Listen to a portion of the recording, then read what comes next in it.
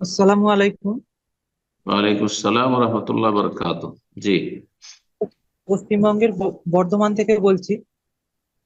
বলেন। আমার এক কাকার জুতোর দোকান আছে।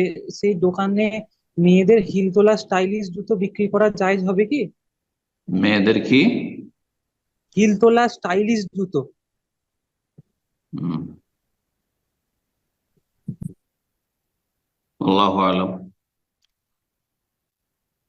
যারা ব্যবসা করছেন তারা বেশি জানছেন যে তাতে কি ফিতনার কারণ।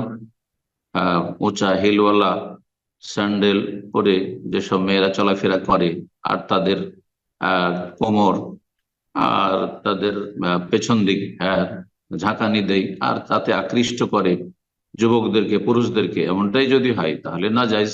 জি, বেঁচে থাকা ভালো সব থেকে। কিন্তু ব্যবসা বাণিজ্য করতে গিয়ে অনেকে হয়তো এগুলো জিনিসকে হালকা হিসাবে দেখছেন। বিষয়টা দেখতে হবে। যদি দেখেন যে এটা ফিতনার কারণ, এগুলো এই ধরনের পোশাক অথবা স্যান্ডেল সেটি ফিতনার কারণ, হ্যাঁ, তাহলে জায়েজ নাই। জি। তো এটা তো বুঝতে পারলাম না, বাকি কথা হচ্ছে বড় একটা ফিতনা সহশিক্ষায়। সহশিক্ষা বড় ফিতনা। অমুসলিম দেশে বসবাস বড় ফিতনা। তো এই দুটো ফিতনার কারণে তো অমুসলিম সমাজে থাকছে। তারপরে ধরেন অমুসলিমদের সাথে সহশিক্ষায় থাকছে। সহশিক্ষা হারাম, এক হারাম সহশিক্ষা। তারপরে শখ করে স্বেচ্ছায় কাফেরদের মাঝে একাকার হয়ে থাকা, না মুসলিম বেল্টে থাকতে হবে।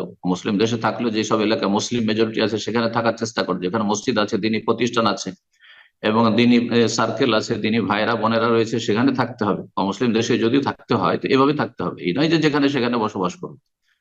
তো এইভাবে থাকার কারণে আর সবচেয়ে বড় রোগ যেটা সেখানে যে সহশিক্ষা, হারাম সহশিক্ষা এভাবে।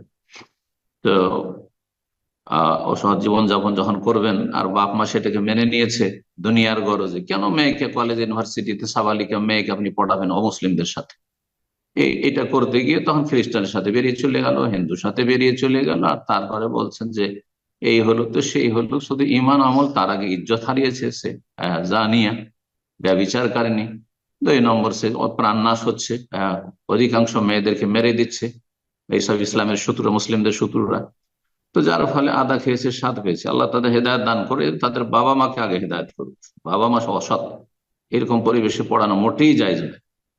এইরকম প্রতিকূল পরিবেশে সাবালিকা মেয়েদেরকে পড়ানো মোটেই জায়েজ না। হ্যাঁ, নিজেদের প্রতিষ্ঠান খুলতে হবে, সেখানে লেখাপড়া করাইতে। আল্লাহ হেদায়ত দান করবে। সহ শিক্ষা বর্জন করতে হবে।